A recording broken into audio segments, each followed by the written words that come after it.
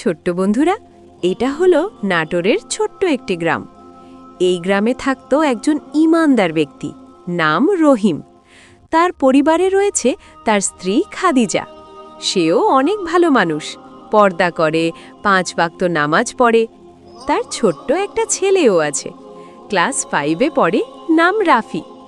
রহিমের ছিল একটা মুদির দোকান, কিন্তু এই দোকানটা বড় না হলেও সে সৎভাবে ব্যবসা করে, হালাল উপার্জন করে।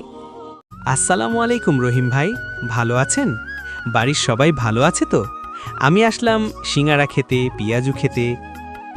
ওয়ালাইকুম আসসালাম ও রহমতুল্লাহি ওবারাকাতুহু। আমি ভালো আছি আব্বাস ভাই, আপনি ভালো আছেন তো? আমার দোকানের সব কিছু পাবেন, সিঙ্গারা, পিয়াজু, ডিমের চপ, মাংসের চপ, কাবাব, সব ধরনের খাবার পাবেন। তাহলে এখানেই দিন, এখানেই খাবো, খাওয়া দাওয়া করে পরিবারের জন্য নিয়ে যাব। আলহামদুলিল্লাহ, আল্লাহর কাছে শুকরিয়া জানাই। আপনি একটু বসেন, আমি ব্যবস্থা করছি। রহিম ভাই, আপনার দোকানের সিঙ্গারা পিয়াজু সত্যিই অনেক মজা, আর মাংসের কাবাব আরও বেশি মজা। তাই নাকি আব্বাস ভাই? খান, তৃপ্তি সহকারে খান, লাগলে আরও দিব। না ভাই, আর খাবো না, পরে আবার এসে খাবো। এবার চলি তাহলে, আবার দেখা হবে। রাফি বাবা, তুমি এখনো শুয়ে আছো? আজান দিয়েছে, জোহরের নমাজ পড়বে না? ও মা, আর একটু শুয়ে থাকি, তারপর পড়বনি। এখনো তো সময় আছে। তাড়াতাড়ি ওঠো বাবা, সময় মতো নামাজ পড়লে আল্লাহ খুশি হয়।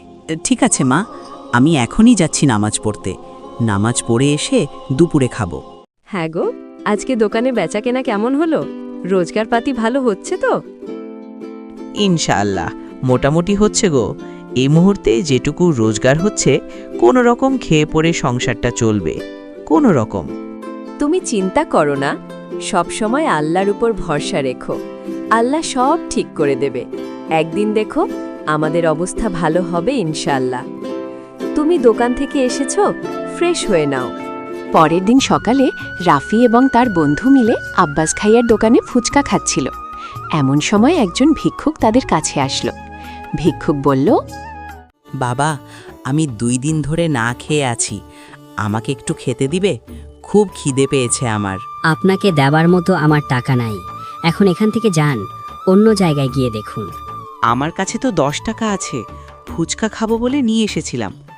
আমি তো চাইলে অন্য সময় খেতে পারবো, কিন্তু এই ভিক্ষুক 2 দিন ধরে না খেয়ে আছে, ওনাকে দিয়ে দিই। এই নিন দাদা, 10 টাকা, কিছু খেয়ে নিন। তুমি তোমার ফুচকা খাওয়ার 10 টাকা আমাকে দিয়ে দিলে, তোমাকে অসংখ্য ধন্যবাদ বাবা, আল্লাহ তোমার মঙ্গল করুক। এ কি ভাইয়া, তুমি কাঁদছো কেন? কি হয়েছে? আমাকে সবকিছু বলো।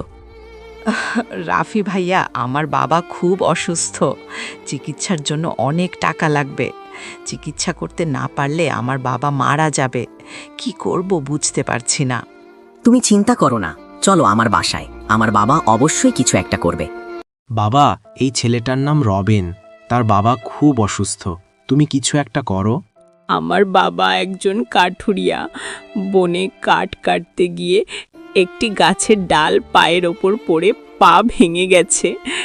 এজন্য 10,000 টাকা লাগবে চিকিৎসার জন্য। যদি আপনি কিছু করেন, সাহায্য বড় প্রকার হয়। তুমি চিন্তা করো না, এন 10,000 টাকা, তোমার বাবার ভালোভাবে চিকিৎসা কইরো। আমাদের দোয়া সবসময় তোমাদের পরিবারের সাথে। বয়সের ভারে রাফির বাবা রহিম মারা গেল। মারা যাওয়ার আগে স্ত্রী এবং সন্তানকে বলল, তোমরা ভালো থেকো এবং সততার সাথে কাজ করো, সব সময় আল্লাহর পথে থাকবে, 5 ওয়াক্ত নামাজ পড়বে, সত্য কথা বলবে, অন্যের হক কখনো মেরে খাবে না, অন্যদের কষ্ট দিবে না, আর আমার দোকানটা ভালোভাবে চালাইও। এবং রাফির বাবা আরও একটি গুরুত্বপূর্ণ কথা বলছে তার স্ত্রী খাদিজাকে, যে আমার সন্তানকে পবিত্র কুরআন শেখাইও। আমাদের আবার দেখা হবে, আমরা আবার একসাথে জান্নাতে থাকব ইনশাআল্লাহ। মারা যাওয়ার 10 দিন পর থেকে রাফি এবং তার মা খাদিজা দুজন মিলে তার বাবার দোকান সুষ্ঠুভাবে পরিচালনা করছে। সেই আগের মতো কাস্টমার আসতেছে, ইনকাম হচ্ছে, এভাবেই তাদের দিন কাটতে থাকে।